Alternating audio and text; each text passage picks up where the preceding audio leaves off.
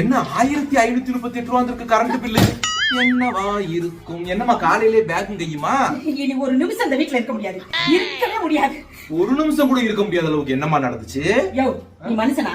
நீ மனுஷனான்னு கேக்குறேன். ராத்திரி என்ன பாடுபடுத்துறேன்னு உனக்கு ஞாபகம் இருக்கா? நான் ஒண்ணும் பண்ணலையே.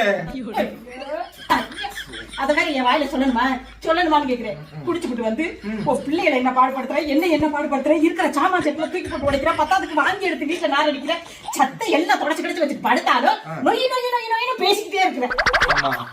தண்ணி அடிச்சாதான் எனக்கு தைரியமே வருது.